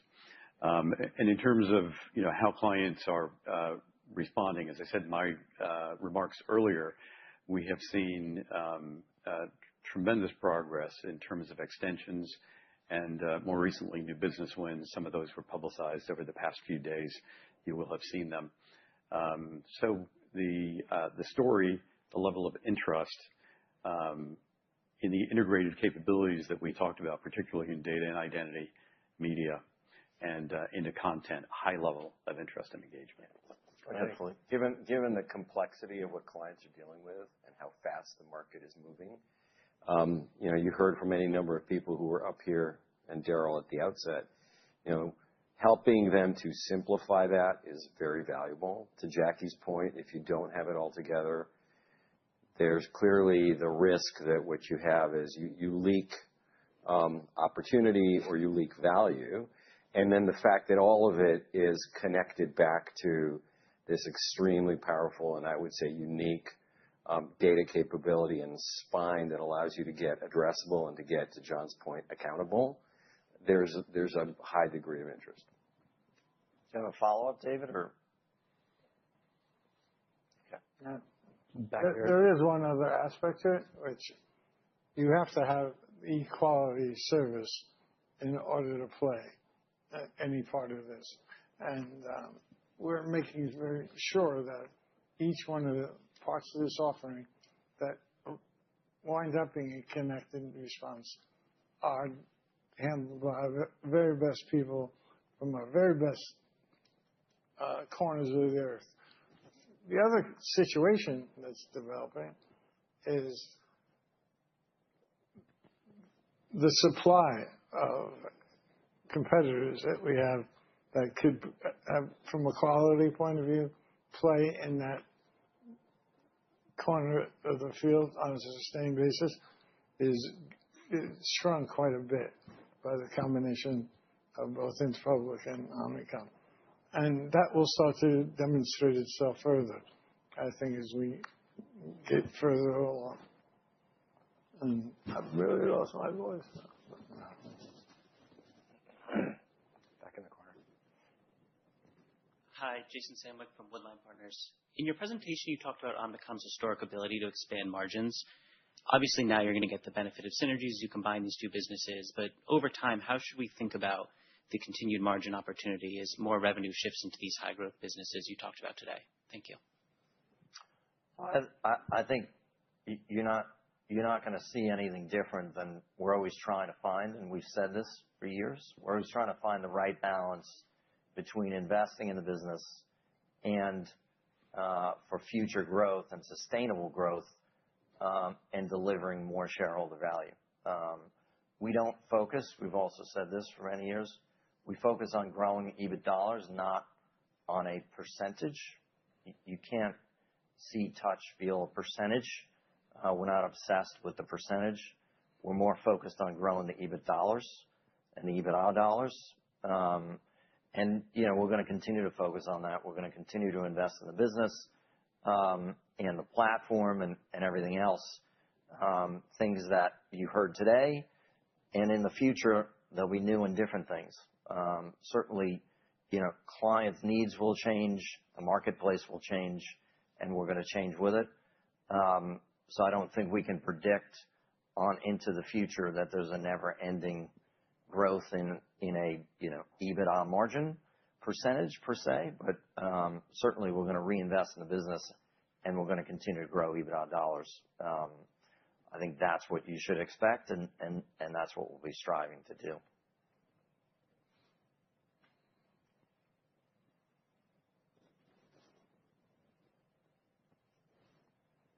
Okay. Any other questions? Anybody else? All right. All right. Well, thank you for joining us. I hope you found it useful. You can certainly. Yeah, there'll be plenty of follow-up from everybody, I'm sure, but we really appreciate you taking the time. And hopefully, we didn't take too much of your day away. But thanks again for coming, and look forward to talking to you more in the future. Yeah. So that's going to conclude the formal part of today's event. And if you've joined us on the webcast, you may now disconnect. Thank you.